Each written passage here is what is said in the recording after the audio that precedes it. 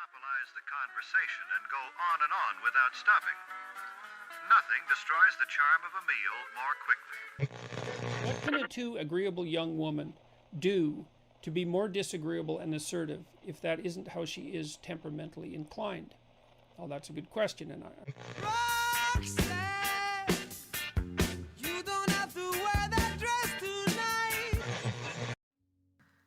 muitas das pessoas que defendem que não existe géneros para além do género binário baseiam-se muito numa teoria naturalista e histórica. Essas pessoas diriam sexo em vez de género também. Sim. E por uma razão que é todo o papel, desde o início, quando nós nos tornámos não é nómadas, como é que se chama? Sedentários. Foi que o papel do homem era de caça, era de sair e arranjar o alimento, era de trabalhar, e o da mulher, visto que ela era quem tinha crianças e precisava de ser protegida, o papel dela então passa por se ficar mais em casa e ser mais domesticada. Vou dizer isto, mas no termo de domesticado. Sim, de lidar mais à vida doméstica. Exatamente. Tanto que os argumentos que sempre se puxa para aí é exatamente essas qualidades naturalísticas para se diferenciar os dois géneros. Por que não permanecermos nesta binariedade? Primeiro, esses argumentos não são naturalísticos. São absolutamente temporais, no sentido de que fazia sentido organizar assim a sociedade naquele momento específico da história em que o homem tinha essa forma de viver, que logicamente não é a forma que nós temos de nos organizar agora. Segundo, mais do que a importância de ser-se homem ou de se ser mulher, apesar de obviamente haver uma tendência para o homem ser mais forte do que a mulher, aquilo que verdadeiramente determinava era a força. Se havia um homem que tinha o azar, nessa altura deveria ser mesmo um azar, de ser relativamente fraco, teria certamente o mesmo tratamento. Portanto, o critério aí dessa escolha, dessa opção, não era um critério de sexo ou de género. E ainda há outra questão. É verdade que isso ocorreu, que isso marcou completamente a nossa cultura, até é verdade que houve muitas mulheres individuais que tiraram partido desse acordo e, apesar de tudo, as mulheres dentro daquilo que era a organização do seu lar tinham muito poder em alguns momentos da história. Aliás, até eram elas que eram tidas muitas vezes como as guardiãs da moral.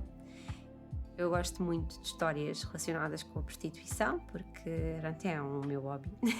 Mas o movimento anti-prostituição que marcou mais profundamente a nossa legislação surgiu à mão de mulheres que consideravam que a atividade prostitucional era perigosa para a ordem social, que elas consideravam também vantajosas para si. E há um movimento, em termos históricos, muitíssimo interessante, porque nessa altura as mulheres nem sequer tinham direito de voto e ainda assim elas conseguiram organizar-se, também com apoios religiosos e de outras pessoas, de um modo, tal modo gritante, que certa legislação que visava regulamentar a prostituição em certos locais onde ela poderia ser exercida foi completamente substituída por um paradigma abolicionista que ainda hoje vigora em muitos países da Europa.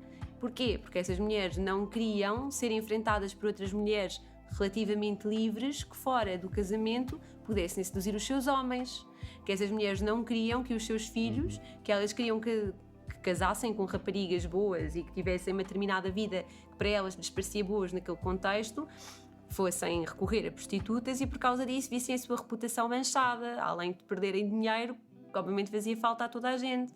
Portanto, a forma como os próprios géneros veem o acordo às vezes não é assim tão evidente.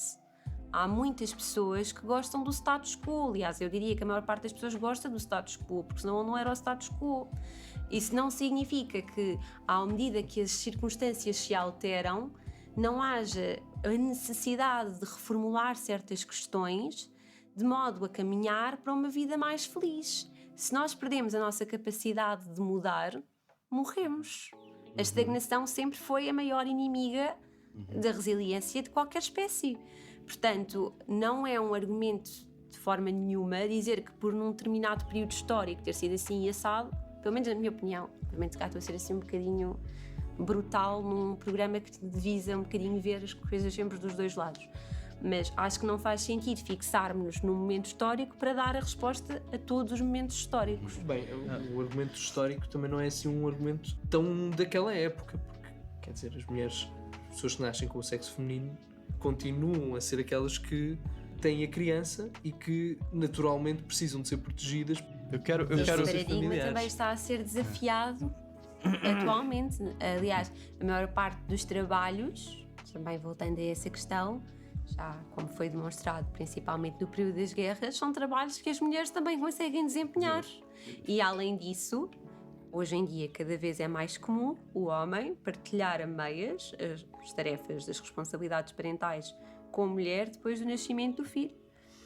Eu queria só complementar com o argumento histórico que se deu, né? Porque agora, dando nome aos bois, o Jordan Peterson, no início do livro dele, ele vai falar da questão histórica por um motivo. Ele não propõe que nós voltemos a viver em cavernas ou que nós nos organizemos como lagostas, mas ele diz que existem certos aspectos de que depois demarcam dentro de uma... e não é generalizando, é maioritariamente dentro dos homens e não dentro das mulheres, que os homens tendem a ser mais assertivos. Existem razões históricas que isso aconteceu durante a evolução, a caça e, enfim, ele ter de prover para trazer a comida de volta, e as mulheres, enquanto ficavam em casas, elas tinham de ser mais agreeable, enfim, aí até para lidar com o fato de os homens serem fisicamente mais fortes, então criou-se essa determinada postura. E o que ele vai dizer é que essas características de assertividade, elas ainda hoje fazem muita diferença. Ele vai dizer que uma das razões pelas quais, dentro até do mercado de trabalho, por exemplo, existirem mais homens a atingirem um certo pico de carreira enquanto CEOs ou etc., é exatamente por um certo traço de personalidade de assertividade. Ele diz que as mulheres que são assertivas também podem perfeitamente chegar, só que ele vai dizer que acontece maioritariamente em homens. Ele vai dizer também que não é necessariamente, ele depois vai até se questionar de um ponto de vista talvez mais filosófico, que isso não mede felicidade também, assim, no fundo. Ele vai se perguntar até mas os movimentos feministas que querem e que queixam de desigualdade dentro do mercado de trabalho, ele se questiona até mas realmente o que vocês querem é chegar nessas posições? Porque repara, existe uma quantidade enorme de sacrifícios que os homens depois, tendencialmente homens, fazem para chegar àquelas posições, em que as mulheres, talvez de forma sensata, não estejam dispostas a fazer, porque envolve um sacrifício em todos os outros setores da vida, família, ciclos sociais, e ele dá esse argumento, que tem a ver com uma vertente histórica, mas que no fundo tem que ver com um traço de personalidade que ele atribui ao sexo masculino.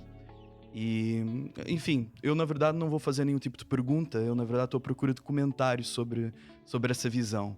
Posso então eu comentar quanto a isso? Uhum.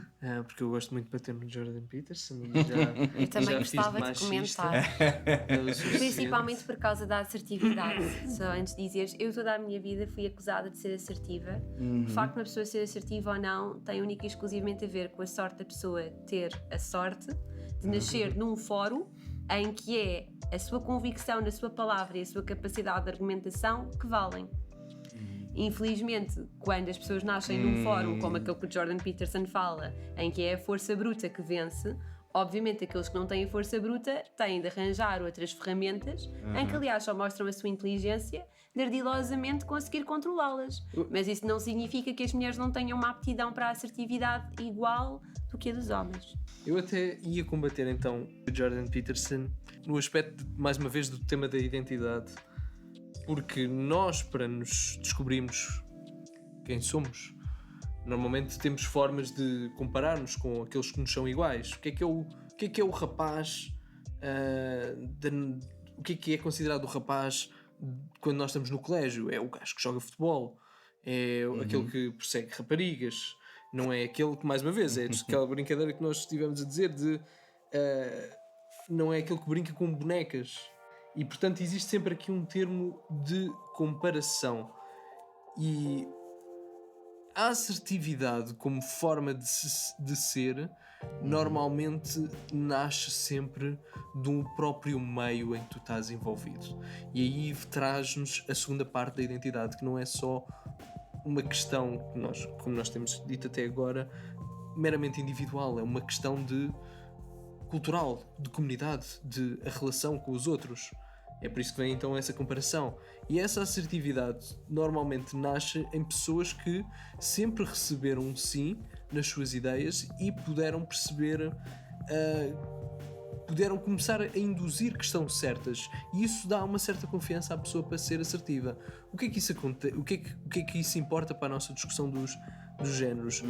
É que, em termos, quando nós estamos perante um sexo masculino que, vamos dizer, é bastante privilegiado na comunidade, é normal que um rapaz se sinta mais assertivo. E eu acho que aí nessa parte o Jordan Peterson se calhar não percebe como esse estímulo psicológico comunitário influencia que as raparigas sejam menos assertivas e que por isso pode então significar que tem um desafio maior à sua frente para então chegar a esses cargos. E pronto, isto ainda por cima, visto que ele é psicólogo, é estranho ele não ter se calhar tido essa atenção a esse.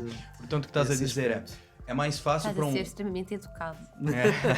Portanto, o que estás a dizer é num cenário social em que os homens são, as opiniões masculinas talvez sejam mais tidas em conta do que as femininas, é mais fácil para eu ser assertivo porque eu já tenho uma certa segurança e, em princípio, a minha opinião será levada em conta.